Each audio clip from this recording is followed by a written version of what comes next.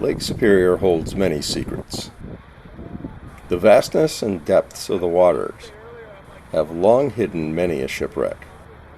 Throughout most of the maritime history of the lakes, it was thought that the vessels that vanished on the lake would never be found. In this tale, one single piece of wreckage tells us the human aspects of a single shipwreck on Lake Superior. Modern technology and an unwavering tenacity has led groups of research divers to begin unlocking the lake's secrets one by one. The researchers from the Great Lakes Shipwreck Historical Society is one such group, and this is the story about one of their latest finds. In the summer of 2021, the research vessel David Boyd headed out onto Superior to begin the tedious task of probing the bottom with her side-scan sonar. In today's instant gratification world of microwaves, smartphones, and the internet, the side-scan process is exactly the opposite. Slow, methodical, and painstaking, this work takes hours, and more often than not, the search comes up empty.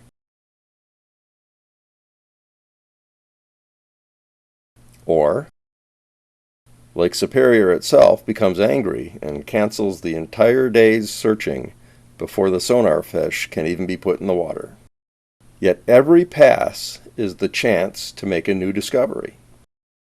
On this day, all is going well as the Boyd tows her fish in water some 650 feet deep. The amber video scan lines paint the bottom on both sides of the sonar fish. Suddenly, the featureless bottom has a feature.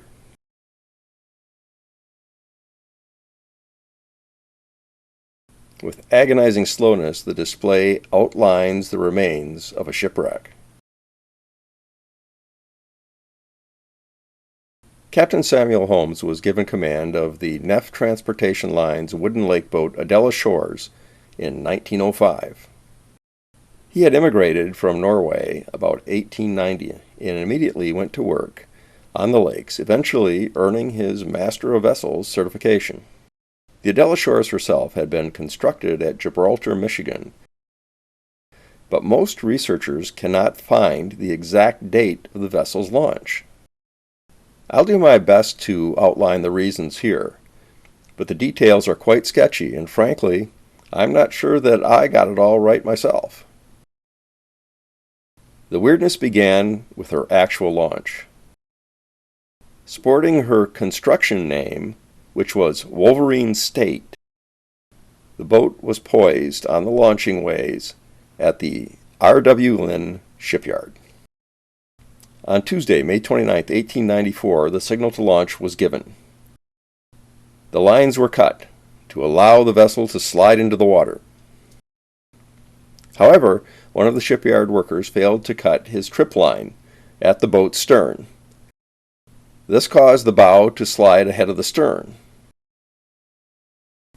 As the bow entered the water, it pulled the rest of the boat somewhat forward. That dragged the shoe and rudder across the launching ways, and the boat firmly stuck on the ways. This shattered her shoe, snagged her stern post and rudder, and split her keel. Hydraulic jacks had to be used to put her back up on the launching ways, straighten her out so she could finally be launched properly. It took quite a bit of work, but after several hours, the Wolverine State splashed into the waters of her slip and immediately began to sink by the stern. Quick work by the onboard shipyard workers at the boat's hand pumps kept her afloat, and she was towed to the nearby Clark dry dock for repairs. It took until 5 o'clock in the evening of June 1st for the wounded newborn to reach Clark's dry dock. Due to her damaged rudder, it took 2 tugs, the Washburn and the Dave Mose, to haul the boat. She was in the dry dock for the next 11 days under the name of Wolverine State. Meanwhile, her boiler was completed by the shops of J. Spranger and Sons. Finally, on June 12th, she was moved to the Detroit dry dock, where an interesting news report was filed. She was referred to as the steamer Adella Wolverine State Shores. This was the first mention of the name under which she would be christened and registered as Adella Shores. Thus, the reason why many historians cannot find the launch date of the Adella Shores is because she was launched as Wolverine State, but was never registered under that name. On the 12th day of June, the installation of her boiler and propulsion machinery began. Before dawn on July 17th, the Adella Shores steamed off to Cleveland to pick up her consort, the schooner barge Constitution. At 6:45, the two vessels were upbound passing Detroit and headed for Ashland, Wisconsin. Arriving at Ashland in the middle of the night, the new steamer was a gleeful surprise to the local residents as dawn broke. Indeed, the whole town turned out to greet the new lake boat. All of the officials of her new owners, the local Shores Lumber Company, were on hand. Meanwhile, Captain James J. Carr did his best to avoid the limelight and watch over the loading of 1 million board feet of lumber into his new vessel. He had been captaining lake boats since 1875, and this was not his first time at such a party. As soon as the steamer and her consort were loaded, the lines were cast off, and Captain Carr directed the boats onto Lake Superior, and directly into the teeth of a stiff gale that washed 75,000 board feet of the steamer's lumber off the deck and into Lake Superior, and also caused her to spring a leak. Captain Carr got her safely into the Sioux, where the leak was patched, but she arrived in Tonawanda a good deal lighter than intended. She sailed just 3 seasons for her namesake company before being sold to Neff Transportation. Running with their white N on her stack, the boat worked hard for the Neff family until the close of the 1908 season. That was when the trustee of the Neff estate sold her and her captain for the past few years, Samuel Holmes, to the newly formed business called Mannix Transportation of Fairport, Ohio. Everyone was trying to get out early in the first weeks of the 1909 Great Lakes shipping season, and the Adella Shores was no exception. While most wooden lake boats were willing to wait several weeks for the winter ice to clear, Captain Holmes was looking for an early start and a quick profit. You see, he was now part owner of the Adella Shores. Now, if you've watched my video, all because of the ice, you'll see that heavy ice in the St. Mary's River and on Whitefish Bay dashed the hopes of all of those 1909 season early birds. The Adella Shores had spent the winter layup in Grand Haven, Michigan. When the local ice was considered by Captain Holmes to be pliable enough, he broke her out onto Lake Michigan and headed to Ludington. There she took on a full load of about 9,000 barrels of salt, consigned for delivery to Duluth. I wasn't able to find her exact date of departure, but she was reported passing through the Straits of Mackinac at 1:15 on the afternoon of April 28th. That would probably have her departing Ludington at about 6 p.m. on the evening of the 27th. Although many huge freighters had been held up by the ice in the lower St. Mary's River, Captain Holmes found it easy going, as the big steel Lakers had blazed a path through the ice to the Sioux. The Adella Shores easily followed it. She passed through the Sioux at midnight on the morning of the 29th. As the wooden laker reached Whitefish Bay, a handy partner appeared. The 1-year-old 600-foot steel oarboat Daniel J. Morrell was working her way through the ice cakes toward open Lake Superior. Captain Holmes found a safe place by following in the big steamer's wake. And for all of you reflex commenters, yes, I do know the full story of the Daniel J. Morrell. And we'll be doing a special video on her this fall. So please resist the urge to post one of those, "Do you know that?" about the Morrell comments. The Morrell easily shoved aside the huge ice cakes, and Captain Millen knew that the little wooden lake boat was in his wake. As the pair rounded Whitefish Point at 7:30 that evening, a growing gale made itself known. With it came huge waves, a heavy snowfall, and winds that mixed the jumble of ice cakes. Soon the Morrell lost sight of the Adella Shores, which seemed to be working her way farther to the west. That was the last that was ever seen of the Adella Shores, until 2021. Once the storm had blown itself out, lake boats passing through the waters off Munising began to report that they had sailed through fields of wreckage. The big wooden lake boat Simon Langell passed by floating pieces of a vessel's cabins.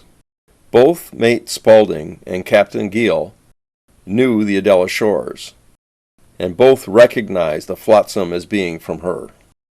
Arriving at Portage Lake, the crew of the Gettysburg reported passing a section of pilot house with weather canvas attached.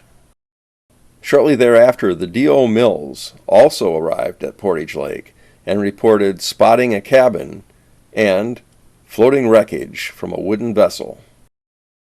One particular wreckage report, however, would mislead historians and wreck searchers for more than a century. It came from the Canadian steamer Glenella on May 3rd. That report stated after sheltering in Whitefish Bay during the storm, she pulled up her anchor and found that it came up entangled with a mast and rigging from a steamer. The Glenella's captain reported that the wreckage appeared to have not been submerged very long. Newspapers quickly implied that this must be from the Adella Shores. Since the report was from inside Whitefish Bay, it drew many to conclude that after the Morrell lost sight of the Adella Shores, the little wooden steamer must have turned back to Whitefish Bay, where she tried to shelter but instead sank. Others morphed the report to indicate that because the Glenella had been at anchor, the sinking must have taken place in more shallow waters, somewhere between Whitefish Point and Grand Island.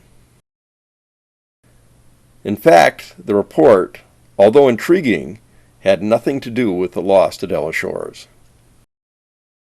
In the summer of 2021, the side-scan sonar fish of the research vessel David Boyd passed silently and slowly over the remains of the Adella Shores. Later, the silent blackness that surrounded the wreck would be pierced by the hum of a remotely operated vehicle whose spotlights and video cameras would confirm that this is indeed the Adella Shores. She rests some 25 miles north of Grand Marais. Only Captain Holmes knows what motivated him to take his boat out onto that stormy Lake Superior at 7:30 Thursday evening, April 29, 1909. But during the dark hours of Friday morning, April 30th, surrounded in a blinding nor'east blizzard, the Adella Shores foundered. Many sources state that she was lost on May 1st. They are incorrect. The weather system was well past by then. Along with him, Captain Holmes took his brother Olaf, who was the first mate, to the bottom of Lake Superior as well. He also took 11 others, 4 of whom were related. There was George and Fred Gablison, as well as Gustav Olsen and his brother Peter. The rest of the crew were listed as John Peterson, Ernest Brotsema, Lee Shippey, Emil Jansen, Andrew Erickson, Andrew Wilson, and Andrew Iverson. No bodies were ever recovered, yet one piece of floating wreckage told the tale of someone who did not go to the bottom with that boat. It was a 20-foot square hunk of deck with an oar marked Adella Shores forced into it to act as a rudder. Also found on that wreckage was a coat, and in the pocket was a union card for Peter Olsen. No one knows how long he stayed afloat before the ice water of Lake Superior sapped away his life.